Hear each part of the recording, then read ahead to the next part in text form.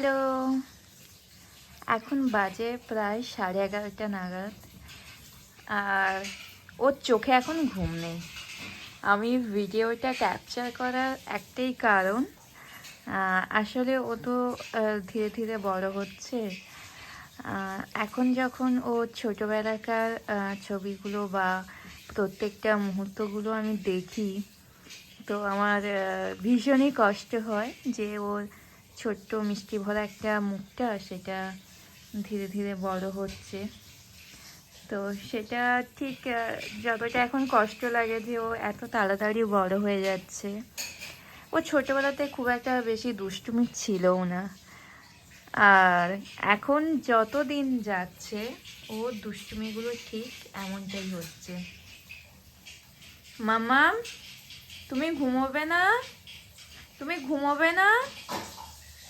চলে এসো, সবাই ঘুমোচ্ছে, তুমি এসো, ঘুমোবে, এসো, বলটা নিয়ে এসো। মাম্মাম, বলটা নিয়ে এসো।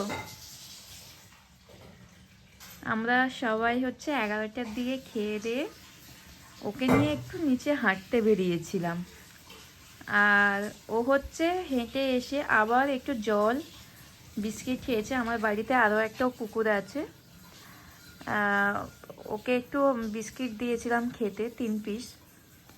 উনি হচ্ছে তার বিস্কিটটাই খাবে, ও তার খাবারটাই খাবে।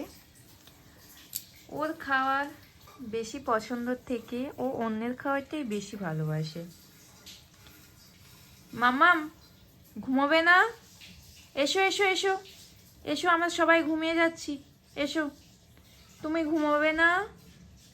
ঘুমোবে না? পাপা কই? পাপা কই?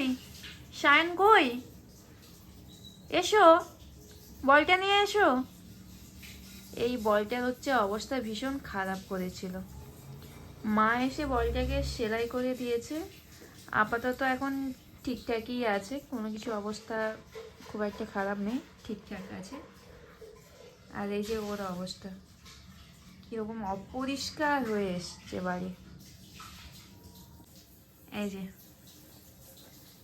তো আজকে ভিডিও করার এটাই কারণ, এত রাতে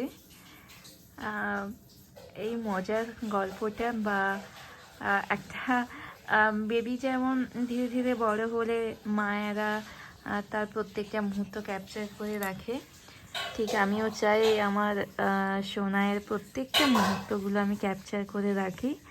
আর এই খুশিগুলো আমি তোমাদের সাথেও ভাগ করে নিই। তো সবাইকে গুড নাইট। এবং আবারও কুট্টুসের পক্ষ থেকে আমি জানাবো যে আগামী দিনে যেন কুট্টুস অনেক সুস্থভাবে বড় হয়ে ওঠে। তোমরা সবাই ওর জন্য প্রে করো। তো আজকের মতো টাটা।